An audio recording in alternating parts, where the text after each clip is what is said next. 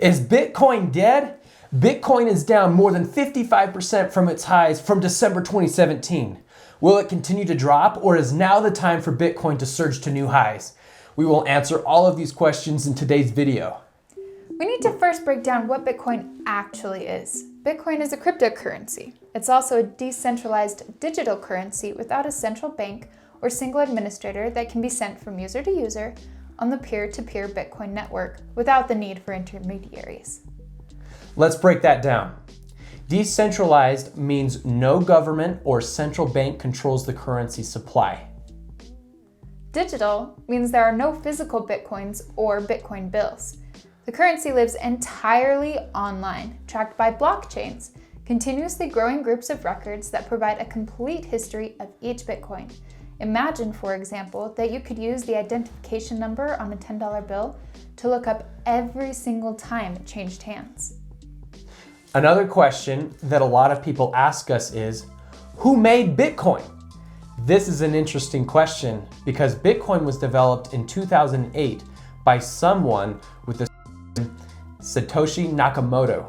This person published a paper discussing how Bitcoins could work, and just a year later, it started being traded and mined.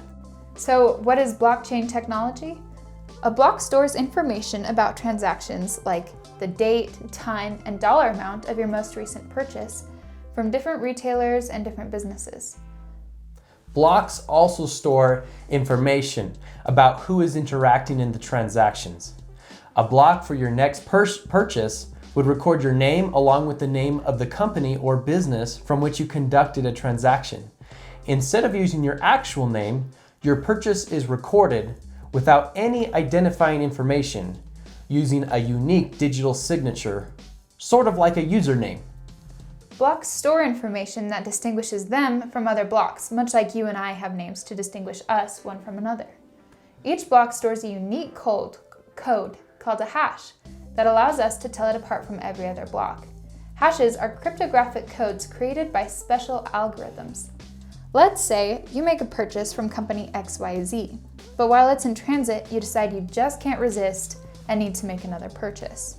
Even though the details from the new transaction will look nearly identical to the previous one, we can still tell the blocks apart because of their unique codes.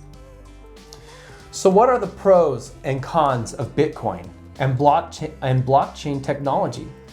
Some of the pros include improved accuracy by removing human involvement in verification, cost reductions by eliminating third-party verification, decentralization makes it harder to tamper with, and transactions are secure, private, and efficient, and also transparent technology.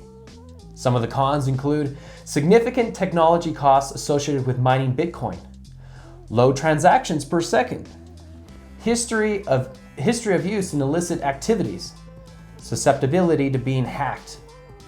So, what's next for Bitcoin? There are a lot of differing opinions on what is to come next in regards to the future price of Bitcoin. Changpeng Zhao, the widely respected founder and chief executive of the world's biggest Bitcoin and cryptocurrency exchange, Binance, said that the price of Bitcoin will likely increase. Last September, the state-owned German bank Bayern LB published a report predicting that Bitcoin's price could rise as high as 90,000 during 2020. Political leaders have also thrown their 2 cents at Bitcoin.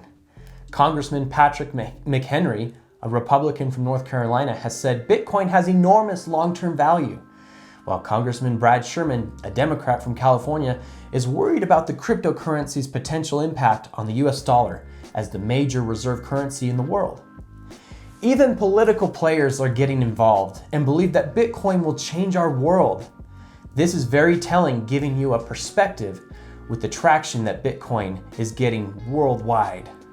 While nobody actually knows where Bitcoin is going next, there are some indications that lead us to believe that Bitcoin has a positive future. Historically, Bitcoin has had several price hikes, which are no longer visible on today's charts because of the scale of more recent price hikes. Today's price on May 11th, 2020 is nearly $9,000. Historically, after each price hike, Bitcoin has also crashed. So should we just not buy Bitcoin if it's going to crash after each price hike? One interesting fact about Bitcoin is that none of the previous crashes have ever gone below the previous highs. We know that history doesn't always predict the future. However, if Bitcoin follows its past into the future, we could see many more price spikes to come. So what should you do next? You should like and subscribe to our channel below. Be sure to turn on the bell notification so you can be alerted the next time we post another Bitcoin update.